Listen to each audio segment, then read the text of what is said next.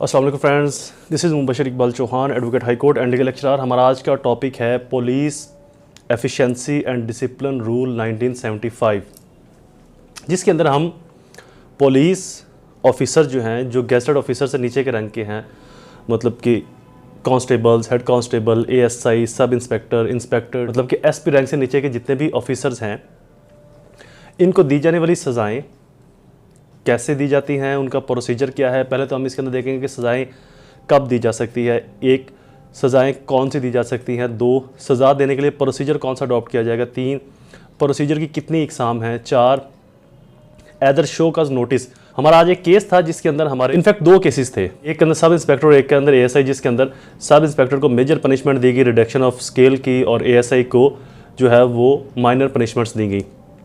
इन दोनों केसेस के अंदर, और इनफैक्ट इससे पहले भी केसेस के अंदर, ये चीज़ देखने में आई कि शोकाज नोटिस, जितने भी इल्ज़ाम वाले हैं वो कहते हैं जी हमें शोकाज नोटिस रिसीव नहीं करवाया गया। शोकाज नोटिस खुद से जारी किया जाता है, खुद से उसकी प्रोसीडिंग की जाती है और पनिशमेंट देकर उसको रख लिया जाता है माइनर ऑफेंसेस के अंदर, और जो मेजर माइनर पनिशमेंट्स के अंदर और जो मेजर पनिशमेंट है वहाँ पर शोकाज नोटिस तब दिया जाता है जब अपील का टाइम गुजर जाता है। तो वो डिपार्टमेंट के अंदर जाकर अपील करता है, डिपार्टमेंट वाले उस अपील को टाइम बार्ड कह देते हैं। तो इस तरह के प्रोज एंड कॉन्स हैं इसके अंदर। तो आज पंजाब सर्विस ट्रिब्यूनल के अंदर हमारी वो तमाम अपीलें जो उनके पास लगी हुई थी बिफोर द पीएसटी, उन्होंने इन तमाम अपीलों को इसी बेस पर अलाउ कर दिया कि इसकी रीजंस क्या हैं, वजूहात क्या हैं। हर अपील के अंदर शोकाज नोटिस नहीं मिला, हर अपील में, हर केस में शोकाज नोटिस नहीं मिला, हर केस के अंदर शोकाज नोटिस की रिसीव नहीं कराएगी। कोई प्रोसीजर होता है, कोई तरीक़ेकार होता है, लेकिन शोकाज नोटिस की जो रिसीविंग है वो नहीं की गई। बहुत सारे इसके अंदर प्रोज एंड कॉन्स थे बाकी केसेस के अंदर। तो आज मैं इस चीज़ को डिस्कस करूँगा कि पनिशमेंट देने के कितने प्रोसीजर हैं और हर प्रोसीजर में क्या चीज़ एक्सप्लेनली है, ताकि अगर किसी पब्लिक सर्वेंट स्पेशली जो पंजाब पुलिस के ऑफिसर्स हैं उनके अगेंस्ट अगर ये कार्रवाई हो तो वो इससे अपने आप को कवर अप कर सके। इसके फ़ौरन बाद हमारा लेक्चर आएगा गवर्नमेंट सर्वेंट्स के एफिशिएंसी एंड रूल डिसिप्लिन के ऊपर, मतलब जो कि पंजाब पुलिस के जो ई.एन.डी. हैं वो अलग है, गवर्नमेंट सर्वेंट के जो ई.एन.डी. हैं वो अलग हैं, और इसके बाद जो अगला लेक्चर है वो सिविल सर्वेंट के ऊपर है। इनकी पनिशमेंट अप्रॉक्सीमेटली सेम है, प्रोसीजर और जो तरीक़ेकार है वो थोड़ा बहुत सभी के अंदर डिफरेंट है। वो तीनों चीज़ों को हम 3 वीडियोज़ के अंदर कवर अप करेंगे। इस एक वीडियो में अगर तमाम प्रोसीजर कवर करते तो वीडियो बहुत लंबी हो जाएगी, लिहाजा ये स्पेसिफिक पंजाब पुलिस के जो ऑफिसर्स हैं और बाकियों की अलग से वीडियोज़ आ जाएंगी। शुरू करते हैं हमारा टॉपिक। लेक्चर स्टार्ट करने से पहले एज़ यूजुअल मेरे चैनल को सब्सक्राइब ज़रूर कर लीजिएगा, और तमाम दोस्तों से ये रिक्वेस्ट है कि मेरे जो वीडियोस हैं, तो मेरी ये जो वीडियोस हैं बिल्कुल फ्री ऑफ कॉस्ट हैं। पर्सनल असिस्टेंस रहनुमाई लेने के लिए या केस रीडिंग के लिए अगर आप मुझसे रब्ता करते हैं तो वो चार्जेबल फ़ीस है, होप यू विल अंडरस्टैंड। और सेकेंडली, जितने भी सर्विस के जो लोग हैं वो जब भी मेरे पास आते हैं तो उनसे मैं कोई फ़ीस की बहुत बड़ी डिमांड नहीं करता। रीज़नेबल एक्सपेंडिचर के अलावा, जो एक्सपेंस है उसके अलावा उनसे मैं फ़ीसिस नहीं लेता। शुरू करते हैं हमारा टॉपिक। डेफिनेशन के अंदर अक्यूज़, ये आप लोग बेहतर जानते हैं अक्यूज़ की डेफिनेशन क्या है, अथॉरिटीज़ मिसकंडक्ट क्या होंगे, रेलिवेंसी हम रेलिवेंसी से स्टार्ट करते हैं। ग्राउंड्स ऑफ पनिशमेंट, किन ग्राउंड्स के ऊपर पनिशमेंट दी जा सकती है।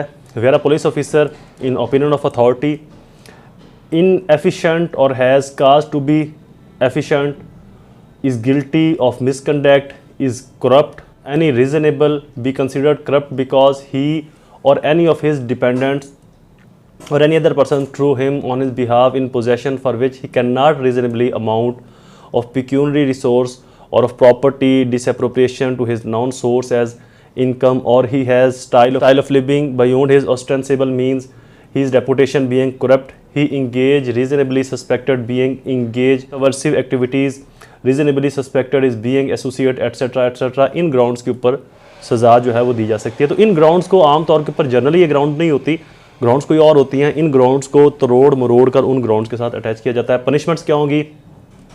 Censure, forfeiture of approve service up to 2 year, with holding promotion up to 1 year. हमारे एक केस में ये पनिशमेंट थी, कुछ केसेस के अंदर forfeiture of service up to 2 year थी।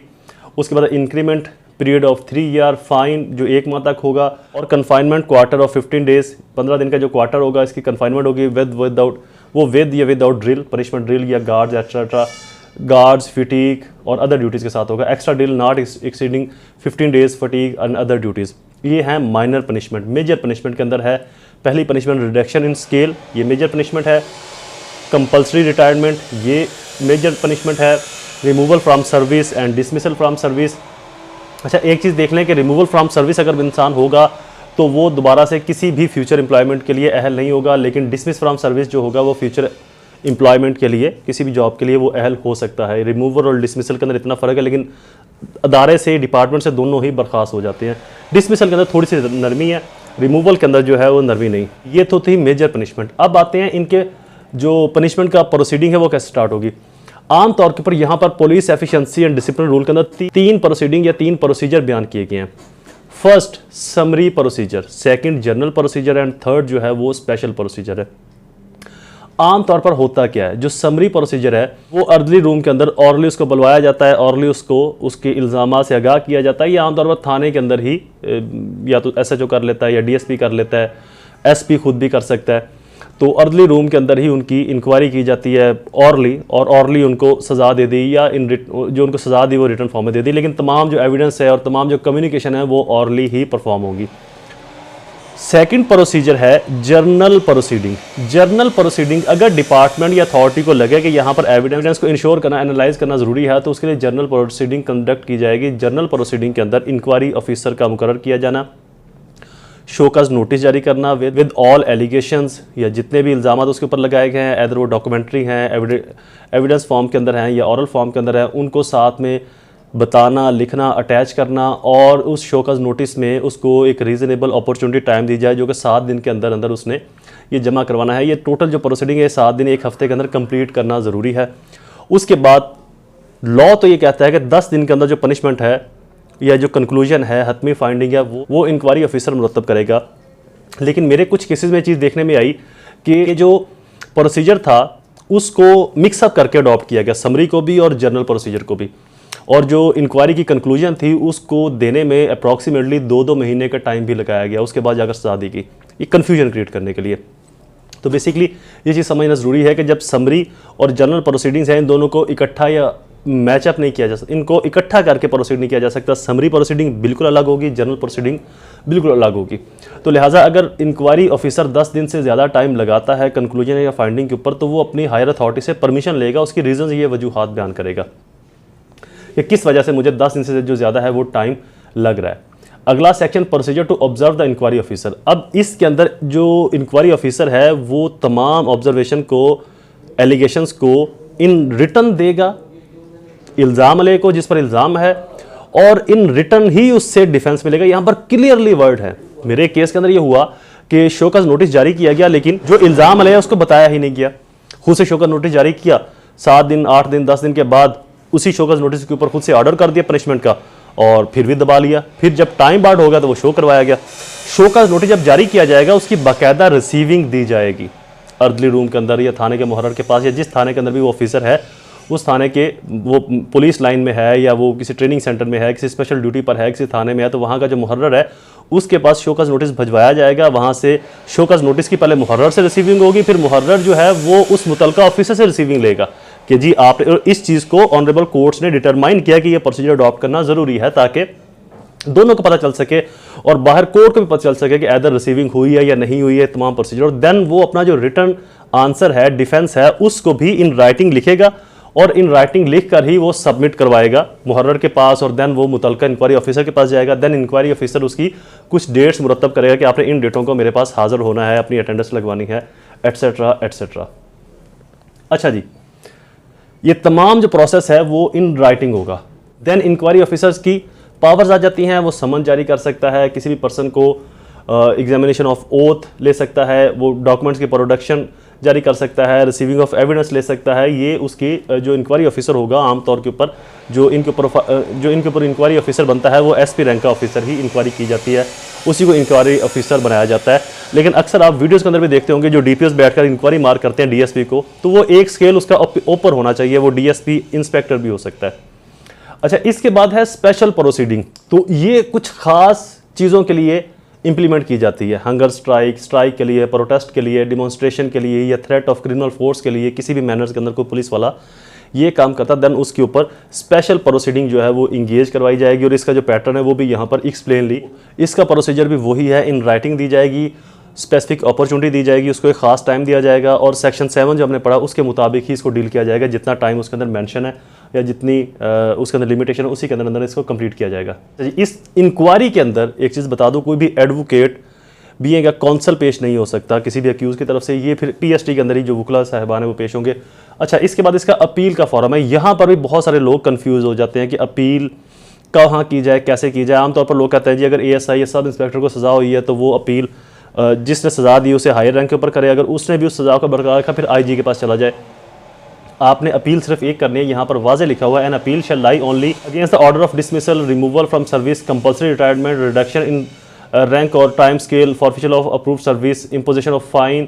There shall be one appeal only from the original order and the order of the appeal authority shall be final. यानी कि डिपार्टमेंट के अंदर आप सिर्फ एक अपील कर सकते हैं जो ओरिजिनल ऑर्डर है और उसके बाद जो अपीलेंट ऑर्डर होगा वो फाइनल होगा। उसके बाद देन आप पंजाब सर्विस टर्मिनल या सिंध सर्विस टर्मिनल या केपी की सर्विस टर्मिनल या फिर बलूचिस्तान गिलगित सर्विस टर्मिनल के अंदर ही अपील फाइल करेंगे। आप डिपार्टमेंट के अंदर अपील फाइल नहीं कर सकते। हाँ, एक रिवीजन की ऑप्शन ज़रूर है, बट एक बात हमेशा याद रखें कि अपील का जो स्कोप है वो वाइडर होता है, रिवीजन का या रिव्यू का जो स्कोप है वो नैरो होता है। रिवीजन के अंदर सिर्फ ये चीज़ें देखी जा सकती हैं कि एदर ये जो पनिशमेंट हुई है इसकी जो क्रिटिक्स हैं वो ठीक है या नहीं। अपील के अंदर इससे बड़े व्यू को ऑब्जर्व किया जाता है कि ये क्रिटिक्स ठीक हैं, गाइडलाइन ठीक है, प्रोसीजर ठीक है, इसके अंदर कुछ और इरेलीवेंसी या इरेगुलरिटीज़ को अडॉप्ट नहीं किया गया। तो लिहाजा अपील का जो फॉरम है वो वाइडर है, रिवीजन या रिव्यू का जो फॉरम है वो बहुत ही ज़्यादा नैरो होता है।